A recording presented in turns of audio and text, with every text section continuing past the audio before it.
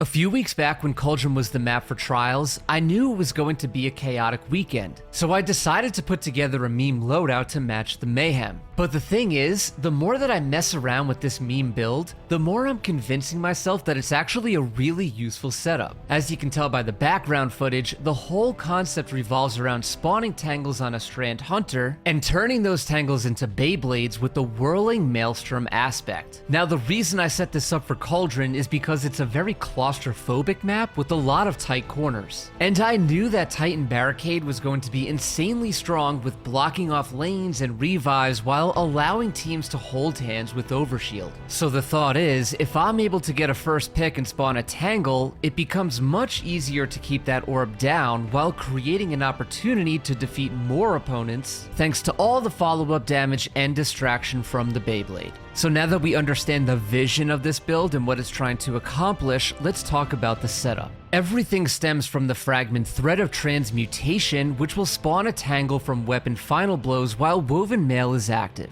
And what's the easiest way to upkeep Woven Mail on a Hunter? It's of course by using a grapple while wearing Certarachne's Facade. It's a simple concept. Every time we grapple, we'll have 10 seconds of Woven Mail, and any defeats while that's active will grant us a Tangle. In addition to spawning Tangles from Certarachne's, we also have the option of gaining Woven Mail by picking up an orb while using Thread of Warding. And I'm sure by now we're all wearing a Reaper mod to easily spawn an orb by getting a defeat after dodging. The final avenue to spawning a Tangle is actually with the utility of the Threaded Spike melee, which is naturally going to sever targets, and if those targets die with the Sever debuff active, they will also spawn a Tangle. And if you're paying attention to the background footage, you can probably tell just how easy it is to get a Tangle down, especially when you combo the grapple and melee to knock back the opponent and quickly clean them up with a weapon. When that Tangle is spawned, you have a couple of options. One, you can simply shoot it, which will turn it into a Beyblade on the spot, and this is really meant for that scenario where you're trying to hold down an orb or tear up a Titan Barricade or Warlock Rift. Or, if there's no one else around, then you can pick it up and throw it at a group of Guardians for some solid damage while also activating the Beyblade itself. And pro tip, you can actually grapple the Beyblade for free as it will refund your grenade charge, which is a great way to keep Woven Mail going.